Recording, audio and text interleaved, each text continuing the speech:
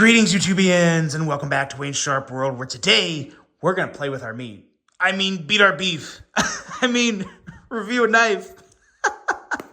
I could not resist. I'm so funny. Oh my God. All right, let's take a look here. This is the beef. This is the Flytanium beef. And it's beef for a different reason because this is a beefy brute of a knife. We got two to take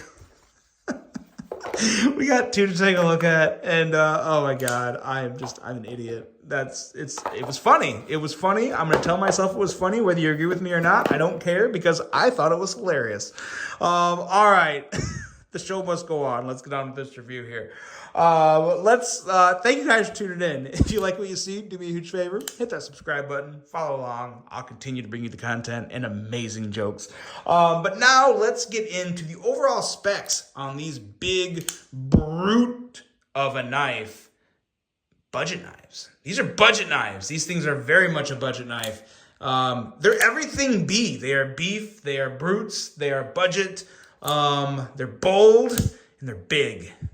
And now I'm going to tell you the review numbers, as in the specs. We are looking at an overall length of 8.20 inches, a blade length of 3.5 inches, with a blade thickness at 140 thousandths. Blade material on these guys are D2, with a, a blade style of a clip point blade with a flat grind, handle length coming in at 4.7 inches, and handle thickness at 534 thousandths. This almost has the feel of like a fixed blade in your hand because it's just it's noticeably thicker than a lot of other folding knives in the handle. G10 for the handle material with a crossbar lock, which is I'm gonna say it's designed the same way, but this one feels very different from a lot of other crossbar locks. I'll tell you exactly why here in just a second when we get to the action portion of the review. User of a left or right hand tip up carry. Weight coming in at 4.59 ounces, and a price. Very, very nice price here, guys. 60 bucks. 60 bucks for these big boys. I know it's D2, but I'm okay with that. I mean, 60 bucks? Yeah. Yes. Sign me up. Let's do some size comparisons and measure our beef. Oh, it's never gonna stop. It's never gonna stop. All right, let's see here. We've got the Kaiser Militar, and we also have, bring out this guy, the Vostede Psyop. I've been waiting for a knife big enough to compare this with, and the Vostede Psyop is really not much longer, just a little here. Let's get one more bigger knife out here. Another one of my favorite budget knives. The Laconico, or the, boy, oh boy.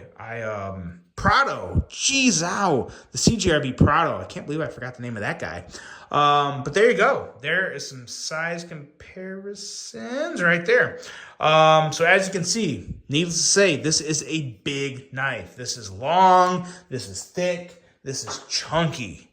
Beef is a very good name for this knife. All sexual references aside, this is just it's a brute. Yeah, I don't know really how else to put it here. Have a blade that is actually very slicey, 18 thousandths behind the edge, which I wasn't expecting. Just looking at the blade, kind of holding it in hand, I thought it was going to be more like 21, 22 thousandths. No, 18 thousandths behind the edge here. This knife, the blade kind of reminds me of something, but I can't remember. I can't put my finger on just what it is. Let's bring out the other version here. Can't quite put my finger on what it reminds me of. Kind of want to say an older Benchmade. I don't know. What do you guys tell me? Does this blade remind you of something? Are you kind of having like deja vu with this, or am I just seeing things? I don't know. But in terms of the blade, it's hard to knock it for really anything. It actually has a pretty nice plunge grind. It's a little hard to tell here in the video maybe, but it's a pretty respectable plunge grind for a $60 knife. Decent little sharpening choil. I mean, it'll work for 60 bucks. It'll work. Very nice landing spot for the thumb here with some very good aggressive jimping that's not too overly aggressive, but just very, very functional. Functional is the word. Yeah, very nice blade. Really nice thumb studs. Work great. You can take them off and replace them with other thumb studs, but I wouldn't because I actually really, really like these thumb studs. They kind of have like this little ribbed area under here, which I feel like it really helps with the action. I feel like it gives me that extra little bit of grip to just really pop it out, which I like a whole lot. Now the handle here, this thing is, like I said, it really kind of feels like a fixed blade. It's not, clearly not, but there's not a whole lot of handles that are this thick. Most handles will be somewhere in the 450 to 500 thousandths thick range. But this version here, this knife here, getting closer to 550 thousandths at 534 thousandths technically, you notice that extra bit of thickness, and it feels very, very good. The one part of the handle here that I don't like is really not on this version. I don't mind the black clip because it matches the blade. I don't have any issue there. But I got a real issue with a satin clip on a very nice, heavily stonewash blade. To me, when you have this combo pairing right here, this kind of screams cheap knife to me.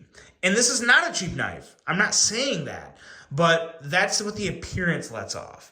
So I really, really wish this would have had the same, or at least some type of stonewash, or make it a black. Either blacken the clip, coat it black, or give it some type of good stonewash. But I just think the satin clip paired with a very nice, heavily stonewashed blade doesn't look good. I think it kind of looks like cheap Chinese. And it's not, though. It's not. So don't think that it is, because it's not.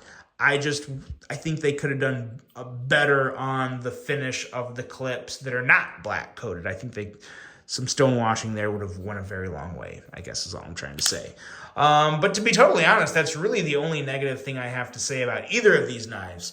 To get to what I really like about these knives is the crossbar lock on these things, because the spring is just strong, man.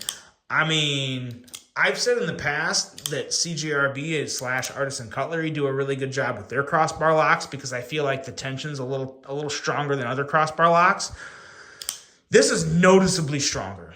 Like, noticeably. Like, when I pull these studs down to close this blade, I feel like I'm operating a tool, not closing a knife, I guess is the best way to put it, if that makes sense. But it is just a very nice, solid. I don't want to say too strong, because if it was too strong, I would say it was too strong, and then I would say I wouldn't like it. I love this. I think it's great. And the more you fidget with it and the more you use it, you get to be more comfortable with it, because you're used to crossbar locks not being this strong. So when you first get this out of the box, you might be like, oh, I don't know if I like this. Well, don't freak out. Just carry it. Just put it in the pocket and carry it. Fidget with it, use it. This is a really good knife. For $60, it's a great value. A very durable knife, and a very, very nice crossbar lock with a nice strong spring.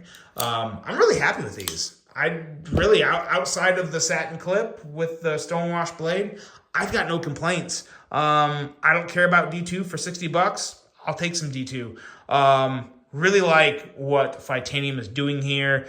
They're bringing something fresh at a very attractive price, very fidgety knife, big boy. You guys know I like it. Good stuff. Go get yourself some beef and let me know what you think about this one, guys. I hope you enjoyed it. Hope you have a great rest of your day. And until the next one, I'm out.